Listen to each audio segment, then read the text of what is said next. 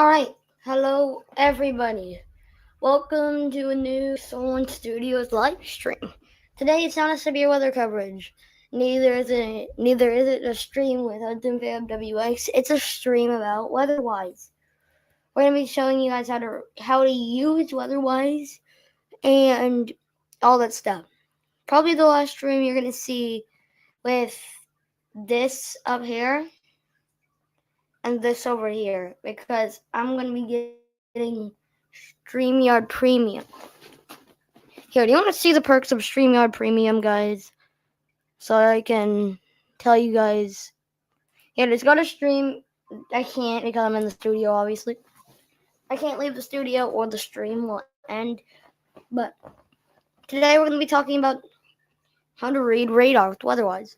So I try to make this layout look the best, like mine whenever you first open it. This, I don't like it. At the end, I'll teach you guys how to kind of make it like mine. So we're gonna start this recording because I'm gonna cut this to now, so everyone can say hi YouTube in the chat. Here we go. 3, 2, 1. Hello guys. Welcome to a new video. Today we're gonna be telling you guys how to read radar with WeatherWise. So the first thing you need to know is these little dots right here. Click on it. Now you have radar. You can see there's little rain showers here, Ardmore, Hamilton. If you change that to velocity, this is what you're gonna see if you click on this little arrow right here. Click on it, it comes up. You see velocity right here. If we're wondering if there's rotation or not in it, there's no rotation. So you don't have to worry about rotation.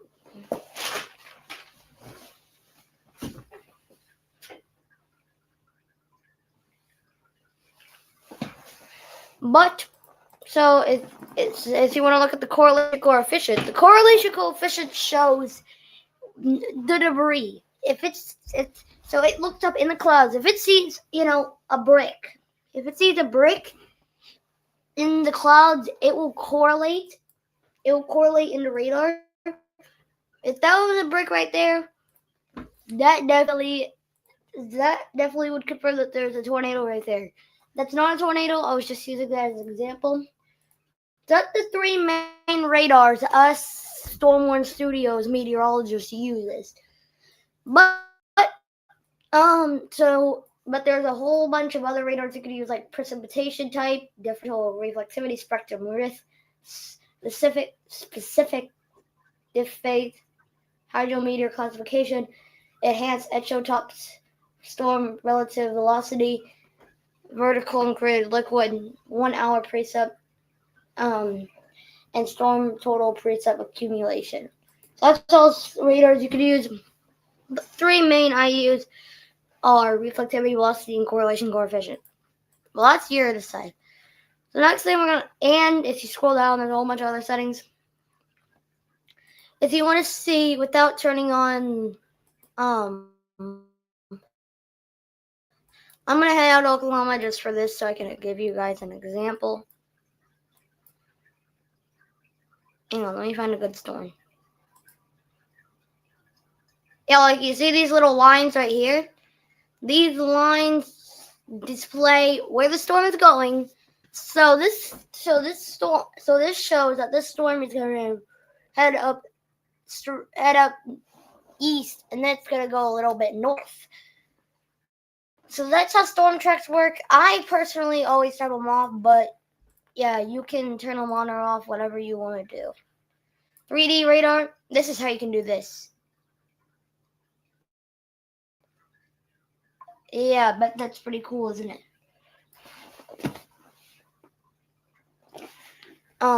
Yeah, and then if you click Alt, you see, and then where my mouse is, if you click this, it fixes itself. You probably have seen me mess with that during streams because my radar likes to bug with that. Lightning. This is something you can mess with if you have plus or not. plus makes the strikes look like little dots. Hang on, let me go back to Missouri because there's nothing in Oklahoma right now. These little dots, those are lightning strikes. You probably see me say that 10,000 times in streams, but if you haven't, those are what they are.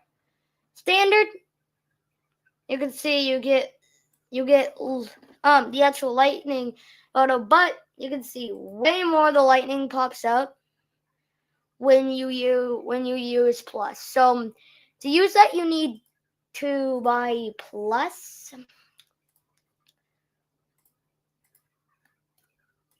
Hang on.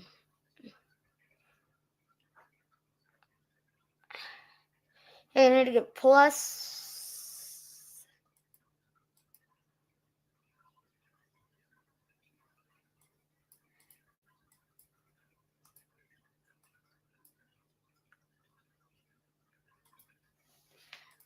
Okay, next thing we're gonna look at is still down in the bottom, DBZ. DBG is the reflectivity unit. It gives, you can either do DBZ, that's what they give you, or you can even do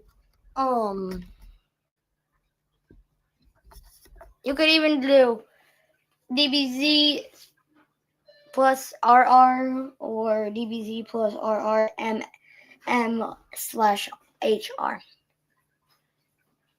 Velocity unit, you can either do M/S, MPH, KPH, not, or FTOS.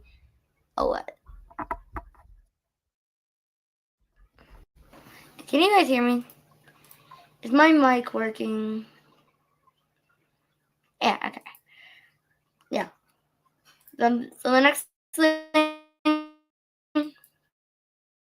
is gonna be up here. So the Oklahoma component, this is what we use for the big view across Oklahoma. You can see probably something you've seen before if you've watched our severe weather coverage. I think, yeah, we pulled it up. Yeah, we've done it before in the coverage yesterday. Satellite, you can just see what the satellites are seeing. You can see, right? Well, yes, something going on with that. And also you can see outlooks. Outlooks, let's talk about those now.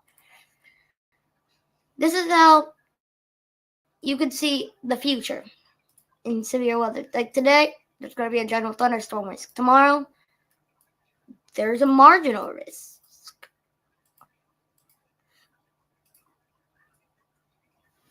Monday, there is a general thunderstorm risk going on. If you click probabilistic, you can keep seeing on.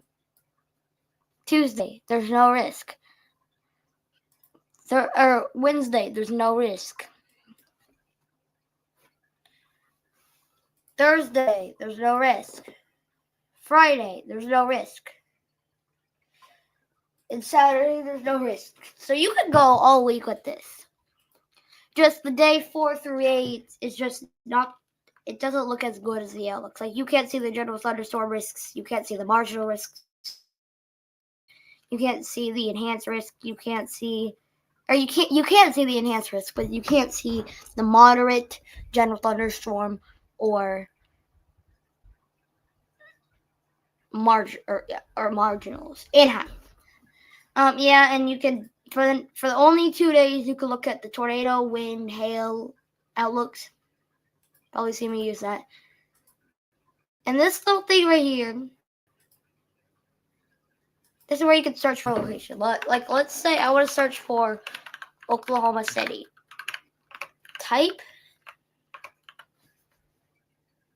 See? There you go. It zooms in on Oklahoma City. So I can see that it's raining in Oklahoma City right now. Also, it turned on the nearest radar. So like I'm using a Norman radar. And I search up Tulsa. You can see it turns. I didn't do that. My mouse wasn't even on it. And if you click on the WeatherWise symbol right here, you might not, if you don't have plus, you won't have the plus.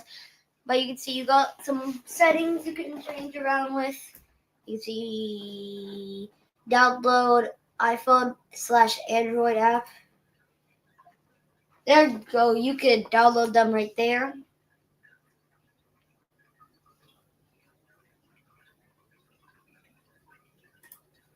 Feel free to do that.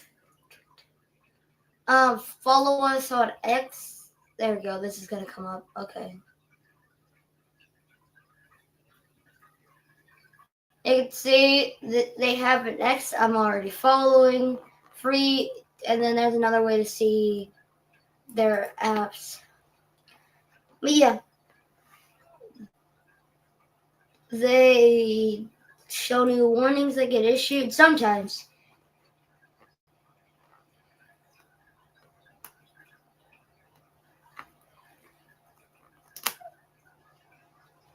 So, but let's switch back to focusing on Oklahoma. There's some map settings you can trade around with. You can see styles. You can change it to satellite. You can see it's starting to work. There we go. You can change it to dark. This just makes it look like my radar. You can make it look like light day and outdoors.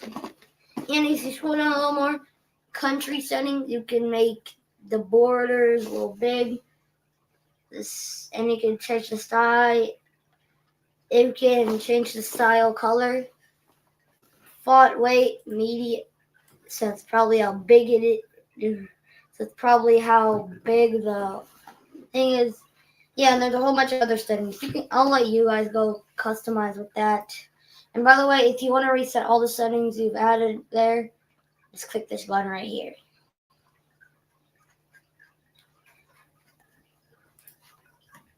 But I'm going to switch back to the option it gives you. There we go. Keyboard shortcuts. There we go.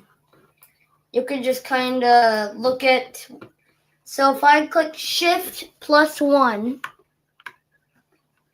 or if I put Shift +2, you can see it switches to component. And there's a whole bunch of other shortcuts you can use. Once again, I'll let you guys look around with this. I'm not really that memorized with it, so I just do it myself. Leave feedback. This is probably what Hudson needs to use, because his WeatherWise on his PC is broken. Next is about. You can see I'll open your page. You can see it gives you a little bit of a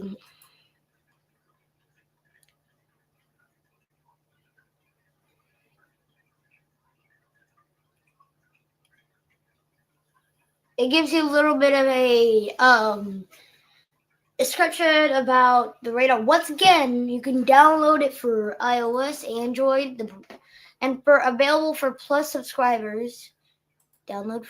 I have not downloaded that for Windows. Surprisingly, I've never downloaded that. Okay, I'm gonna have fun with this. Goodbye, guys.